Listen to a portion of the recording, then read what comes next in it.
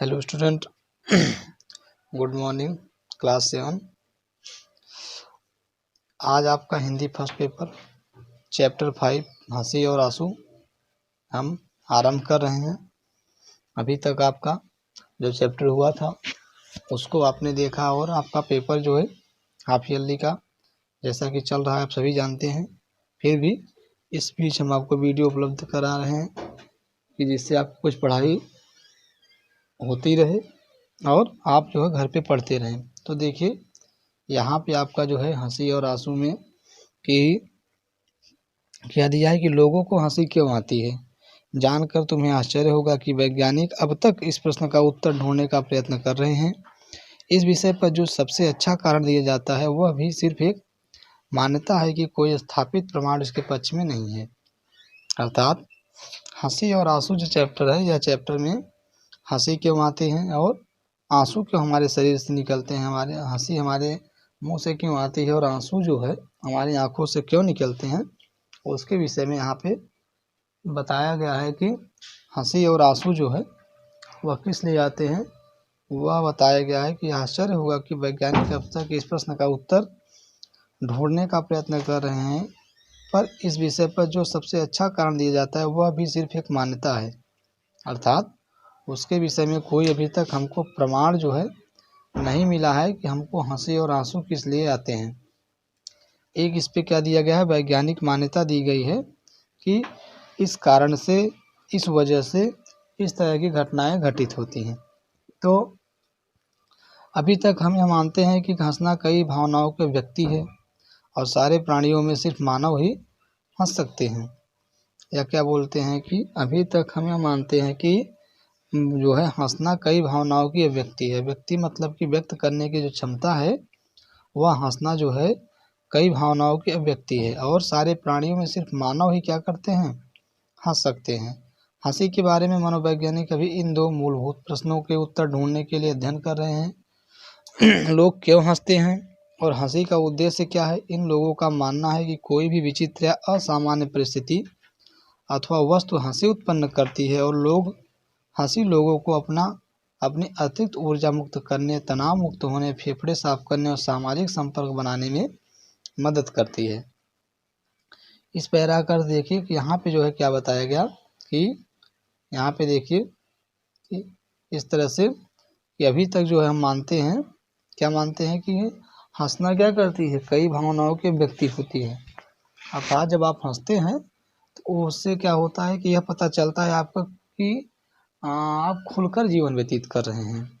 अगर आप हंसी आपके अंदर आती है, आप अगर खुश रहते हैं तो इसका यह अर्थ निकलता है कि आप क्या कर रहे हैं, आपका जो जीवन है वो खुलकर जी रहे हैं और आपके चेहरे पे अगर मुस्कान दिखती है तो इससे यह जो है आशा की जाती है कि आप प्रसन्न मुद्रा में हैं। अर्थात आप क्या हैं, हंसी की अवस्था में प्रसन्न मुद्रा में, इस तरह से आप जो है हैं। तो यहाँ पे यह भी बताया गया कि हंसी से क्या होता है कि आपको जो है एक अतिरिक्त ऊर्जा मिलती है और हमको क्या होता है, तनाव मुक्त होने, फेफड़े साफ करने और सामाजिक संपर्क बनाने में हमको क्या होती है, मदद मिलती है। इस तरह की जो है बातें बताती हैं। अब देखिए आगे क्या है, जो बात हम अभी तक नहीं जानते हैं कि वह क्या है कि लोग हंसते क्यों हैं। ऐसा पूछ रहे हैं कि जो लोग हम जो है इस बात को नहीं जानते कि लोग हंसते क्यों हैं, तो कह रहे हैं कि हंसना प्राय एक स्वचालित प्रक्रिया है। अर्थात हंसना क्या है, एक स्वचालित अर्थात ऑटोमेटिक। आपको हंसी जो है किसी बात पे आती है तो उसको आप रोक नहीं सकते, एक ऑटोमेटिक अर्थात स्वचालित प्रक्रिया है। इसमें चेहरे की 15 मांसपेशियों का संकुचन होता है। कितनी, देखिए चेहरे की 15 मांसपेशियों का संकुचन होता है, उसके साथ निकलती हैं कुछ आवाज़ें जिन्हें रोका नहीं जा सकता।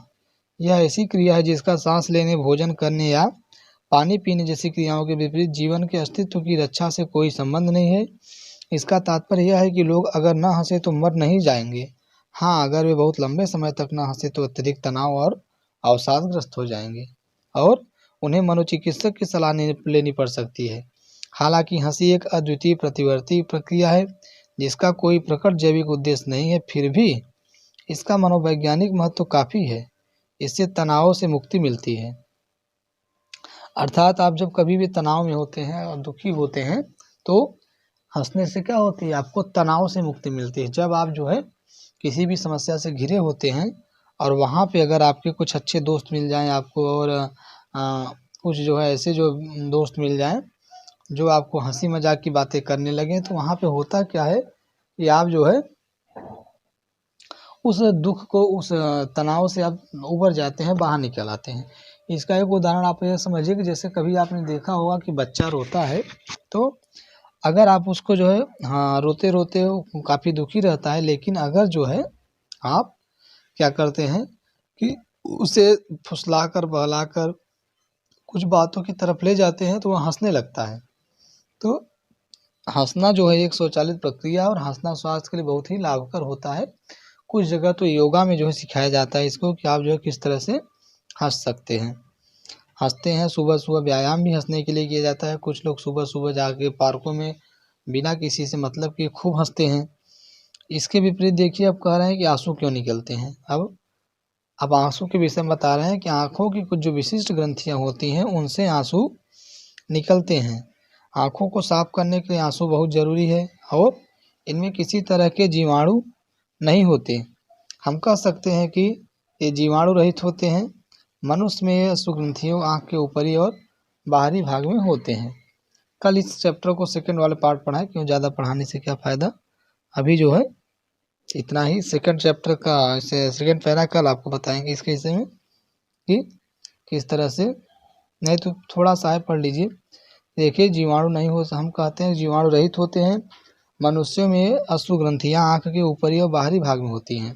इनमें आंसुओं का निर्माण लगातार होता रहता है। यह आश्चर्य की बात है कि आँख के गर्म रहने, दिन भर हवा में संपर्क में रहने, वाष्पीकरण के लिए पलक झपकते रहने के बावजूद दिन भर में आधे से लेकर 2/3 ग्राम आंसुओं का ही निर्माण होता है। हंसी, जम्हाई, खांसी के अलावा चमकीली रोशनी, हवा, बाहरी पदार्थ पड़ने, संक्रमण, जीन और भावुक क्षणों के समय भी अश्रु उत्पादन बढ़ जाता है। प्याज से एक तीव्र गंध निकलती है जो हमारी आंखों में जलन उत्पन्न करती है, और इससे बचने के लिए प्याज में जो तीव्र गंध निकलती है, उस क्या नाम है उसका, शायद सल्फर से निकलती है। इस तरह से तो अश्रु उत्पादन बढ़ जाती है। प्याज से एक तीव्र गंध निकलती है जो हमारी आंखों में जलन उत्पन्न करती है। इससे बचने के लिए हम रोने लगते हैं। जब आंसुओं का बहाव बहुत बढ़ जाता है, जैसा रोने के समय होता है, तो आंसू आंखों से बाहर निकलकर गालों पर बह जाते हैं। अच्छे से रोने के निश्चित रूप से आधे ग्राम से ज़्यादा आंसुओं का उत्पादन हो जाता है। हवा में रहने वाले सभी ऋणधारी जीवों में आंसू निकलते हैं। अर्थात इनका कहने का तात्पर्य है कि जो हवा में रहने वाले जो सभी ऋणधारी, अर्थात जिनके अंदर हड्डियां होती हैं, वो जो है उनके अंदर आंसू निकलते हैं। किंतु मनुष्य के अलावा और किसी में यह देखने को नहीं मिलता कि किसी भी तरह के दुख या सदमे की स्थिति में आंसू निकलते हों। तो यह कहता है, यह बताते हैं कि मनुष्य के अलावा और कोई भी ऐसा जीव नहीं है जिसमें यह पता चले कि हमको क्या हो, सदमे के अलावा स्थिति में आंसू निकलते हों।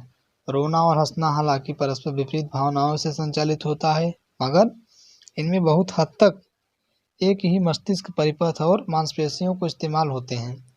यह इस तथ्य से जानते हैं कि मस्तिष्कीय क्षय जो होता है, जो ब्रेन डैमेज होता है, उससे पीड़ित व्यक्ति हंसने और रोने दोनों पर ही नियंत्रण खो देता है।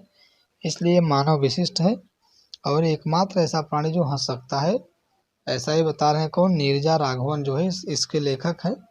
वह बताते हैं कि मानव जो है एक विशिष्ट प्राणी है, वह जो है क्या कर सकता है, हंस सकता है। ऐसा ये बता रहे हैं। तो यहाँ पे आपका चैप्टर एंड हुआ, हंसी और आंसू, जिसको आप रिवीडिंग कर लीजिएगा। इसके कल हम आपको वर्ड मीनिंग फिर एक्सरसाइज बताएंगे, या फिर हम सोच रहे हैं कि पहले आपको पैराग्राफ चैप्टर एंड कर दें, उसके बाद हर चैप्टर की एक्सरसाइज डेली जो है एक एक्सटेंड करते रहें। तो कल आपसे फिर नेक्स्ट वीडियो मिलेंगे बच्चों, तब तक के लिए गुड बाय, टेक केयर।